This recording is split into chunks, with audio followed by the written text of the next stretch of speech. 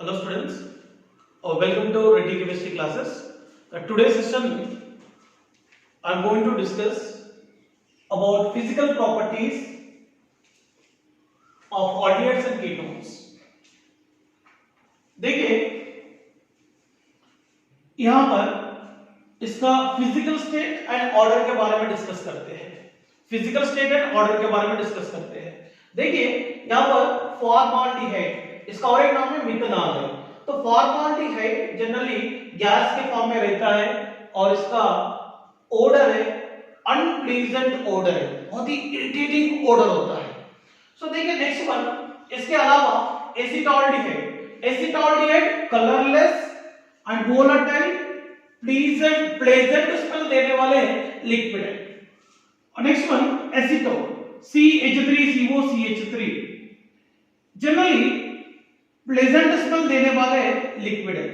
तो इसका मतलब समझ लीजिए lower member of aldehydes and ketones generally unpleasant smell देने वाले कंपाउंड्स है, मगर higher aldehydes and ketones pleasant smell देने वाले लिक्विड्स है। Very higher aldehydes and ketones generally solid form में रहते हैं। देखिए इसके अलावा अपन डिस्कस करते हैं डेंसिटी के बारे में। तो density of aldehydes and ketones, density of aldehydes and ketones are less than water, मतलब वाटर की कंपैरिजन में ऑल्डिहाइड्स का और कीटोन का डेंसिटी कम रहता है।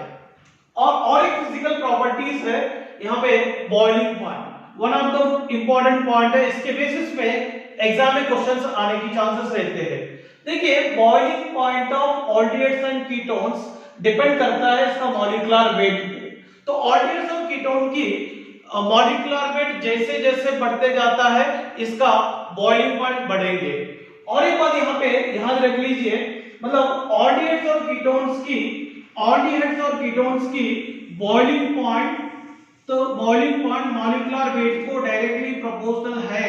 इसका मतलब मॉलिक्यूलर वेट बढ़ते जाता है, वैसे ऑल्डिहाइड्स और कीटोन्स की बॉइलिंग पॉइंट बढ़ते जाएगा। देखिए यहाँ पर फॉर्माल्डिहाइड के कंपैरिजन में यहाँ पे एसिटाल्डिहाइड की बॉइलिंग पॉइंट इसीलिए ज्यादा है, इसका मॉलिक्यूलर वेट ज्यादा है।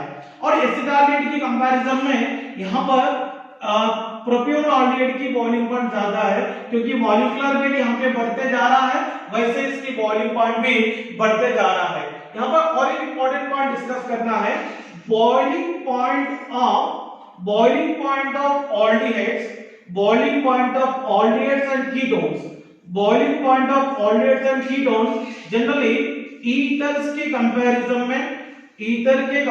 में मतलब जनरली सिमिलर मॉलिक्यूलर वेट रहने वाले ethers and similar molecular weight रहने वाले हाइड्रोकार्बन की कंपैरिजन में ऑल्डिहाइड्स और कीटोन्स की जनरली बॉइलिंग पॉइंट ज्यादा रहता है।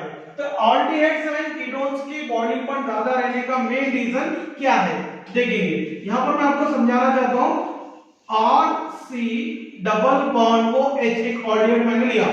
देखिए यहाँ पर कार्बोनिल ग्रुप है, कार्बोनिल ग्रुप में कार्बन एंड ऑक्सीजन के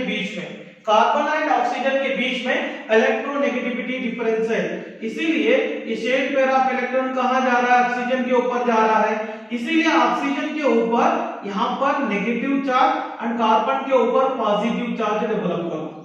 देखिए मतलब यहां पे ऑल्डिहाइड में कार्बोनिल ग्रुप में इलेक्ट्रोनेगेटिविटी डिफरेंस के कारण ऑक्सीजन के ऊपर पार्शियली नेगेटिव चार्ज, कार्बन के ऊपर पार्शियली पॉजिटिव चार्ज डेवलप कर रहा है, इसीलिए ये मॉलिक्यूल को पोलर मॉलिक्यूल भी बोल सकते हैं और डाइपोल मॉलिक्यूल भी बोल सकते हैं।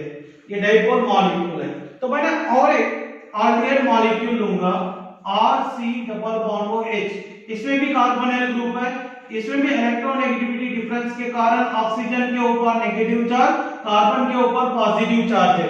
तो यहाँ पे ऑक्सीजन के ऊपर नेगेटिव चार्ज और कार्बन के ऊपर पॉजिटिव चार्ज प्रेजेंट है, इसीलिए ये भी एक डाइपोल मॉलिक्यूल है। तो डाइपोल मॉलिक्यूल के बीच में तो डाइपोल मॉलिक्यूल और डाइपोल मॉलिक्यूल के बीच में रहने वाले अट्रैक्शन फोर्स को क्या बोलेंगे? Dipole dipole forces. क्या बोलेंगे? Dipole dipole forces. इसमें मतलब इसमें डाइपोल डाइपोल फोर्सेस रहता है। ऑल्डिहाइड्स में ऑल्डिहाइड और ऑल्डिहाइड मॉलिक्यूल के बीच में रहने वाले फोर्सेस है डाइपोल डाइपोल फोर्सेस है। इवन कीटोन में रहने वाले फोर्सेस भी डाइपोल डाइपोल फोर्सेस है। ऑल्डिहाइड्स एंड कीटोन्स में रहने वाले डाइपोल डाइपोल फोर्सेस ईथर में रहने वाले डाइपोल फोर्सेस से भी स्ट्रॉन्गर है और हाइड्रोकार्बन में रहने वाले वान डेर वाल फोर्सेस से भी स्ट्रॉन्गर है। इसीलिए सिमिलर मॉलिक्यूलर वेट का कंडीशन में कंपेयर करेंगे तो ऑल्डिहाइड्स और कीटोन्स की boiling point ethers and hydrocarbon के रिस्पेक्ट में जनरली ज्यादा रहता है। और इसके अलावा यहां पर मैंने और एक इंपॉर्टेंट पॉइंट को डिस्कस करना चाह रहा हूं, that is solubility of aldehydes and ketones. Solubility of aldehydes and ketones. Solubility of aldehydes and ketones. देखिए solubility तो देखिए aldehydes और ketones जनरली वाटर में soluble होता कि नहीं अपन देखते हैं। तो स्पेशली देखिए lower member of aldehydes and lower member of ketones water में soluble होता है। देखिए RC डबल बॉन्ड OH ये ऑल्डिहाइड होता है। देखिए यहां पर भी RC डबल बॉन्ड OH ये भी ऑल्डिहाइड है। ओके, ये भी ऑल्डिहाइड है। देखिए ये ऑल्डिहाइड मॉलिक्यूल है, ये भी ऑल्डिहाइड है। देखो यहां पर H2O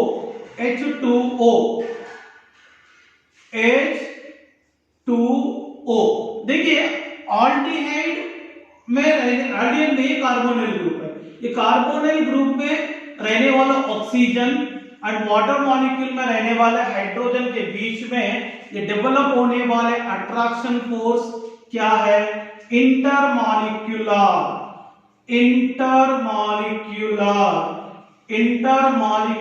हाइड्रोजन बॉन्ड। और यहां पर भी ये कोवैलेंटली बॉन्ड के साथ जुड़ा हुआ hydrogen and most electronegative oxygen के बीच में रहने वाले बॉन्ड भी इंटरमॉलिक्यूलर हाइड्रोजन बॉन्ड है। इसका मतलब यहां पर आप देखिए ऑल्डिहाइड्स रहने दो, यहां कीटोन्स, ऑल्डिहाइड्स रहने दो, यहां कीटोन्स रहने दो, ये दोनों भी जनरली वाटर के साथ हाइड्रोजन बॉन्डिंग बना रहा है। इसीलिए ये ऑल्डिहाइड्स एंड कीटोन वाटर में सॉल्युबल हो सकता है। मगर एक बात याद रखना, ऑल्डिहाइड्स एंड कीटोन्स में specially lower member of aldehydes and ketone water में मतलब मैक्सिमम क्वांटिटी में सॉल्युबल होने की चांसेस रहता है। मगर ऑल्डिहाइड्स और कीटोन का मॉलिक्यूलर वेट अगर इंक्रीज होंगे तो सॉल्युबिलिटी कैरेक्टर डिक्रीज होता है। देखिए मैं आपको समझाना चाहता हूं